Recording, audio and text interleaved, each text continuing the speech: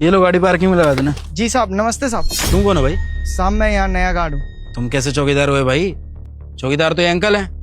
Uncle खड़े हो, ये क्या चल रहा है? ये ड्रेस कहाँ है आपकी और ये कैसे घर के कपड़े में आए हो आप? साहब जी मेरे को नौकरी से निकाल दिया गया है। और भाई किसने निकाल दिया आपको नौकरी से?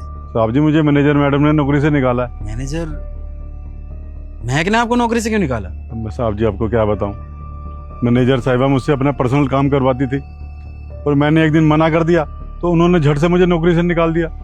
अब साहब जी आप ही बताओ, मैं इतना बूढ़ा हो गया हूँ, इस उम्र में मुझे नौकरी कौन देगा? अरे भाई ये कैसी बातें कर रहे हो आप? उसकी इतनी हिम्मत कैसे होगी? मेरे से बिना पूछे किसी को भी जॉब से निकाल दिया उसने। आप रुकिए 1 मिनट, मैं बात करता हूँ। महक नहीं बोला है ना? हेलो हाँ महक, क्या कर रहे हो? ओके, वो सारा काम छोड़ो और मेन गेट पे आओ, मैं वेट कर रहा हूँ। ठीक, आ रही है अभी पता चल जाएगा क्या रीजन है तुम्हें यहाँ से निकालने का। या तुम सच कह रहे हो या फिर वो सच कह रही है? यस सर, आपने बुलाया? जी, आपने नरेश जी को नौकरी से निकाला है? हाँ सर, मैंने इन्हें नौकरी से निकाला है।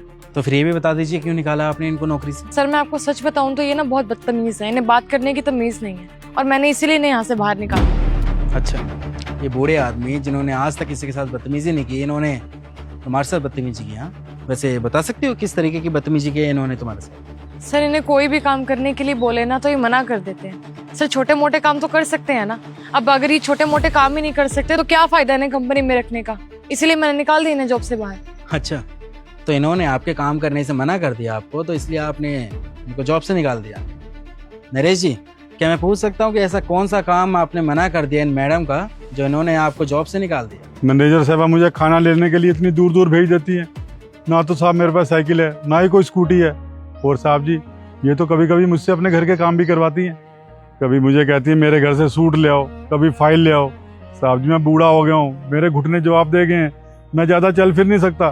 साहब जी मैंने इन्हें मना कर दिया पर्सनल काम करने के लिए। साहब मेरी उम्र हो गई है, मैं चौकीदारी का काम कर लेता हूँ, यही मेरे लिए बहुत है। अब इस काम में क्या है, सारा दिन तो बैठे रहना पड़ता है।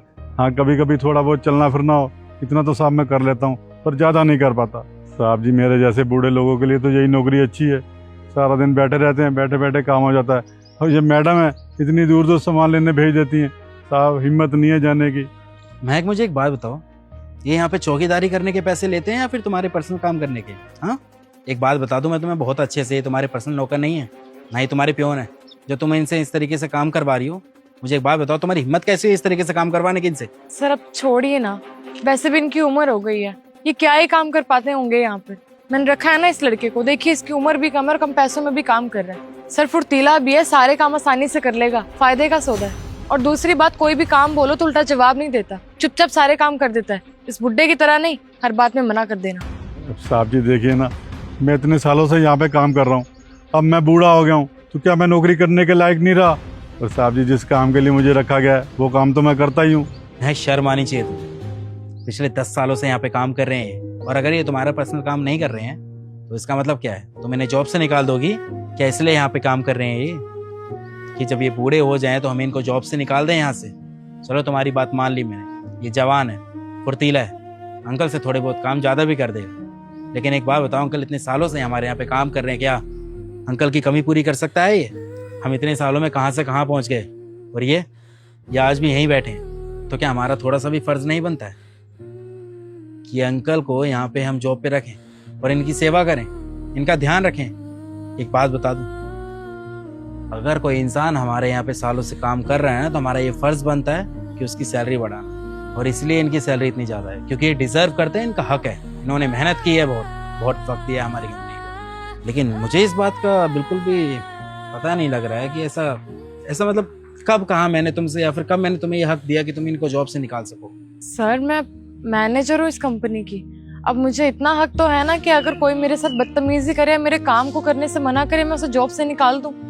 तुम्हारा कोई हक नहीं बनता महक, जब तुम इस कंपनी में नहीं थी ना तब भी ये इस कंपनी में काम कर रहे थे, और ये कंपनी मेरी है, यहाँ का बॉस मैं हूँ। जिसको निकालना है जिसको नहीं निकालना है वो मैं डिसाइड करूँगा, तुम नहीं। और तुमने गलती की है यहाँ पर, माफ़ी मांगो इनसे।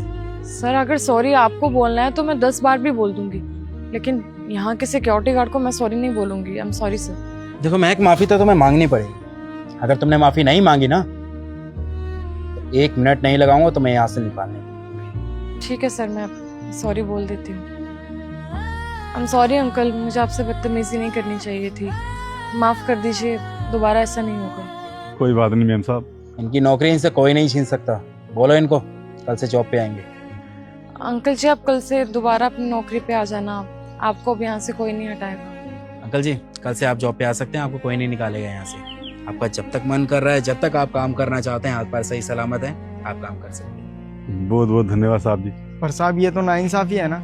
आज मेरा पहला दिन है नौकरी का, आज ही आपने मेरे को नौकरी से निकाल दिया। घर वालों को क्या जवाब दूंगा? उन्हें तो ये लग रहा होगा ना मैं नई नौकरी पे गया हूँ।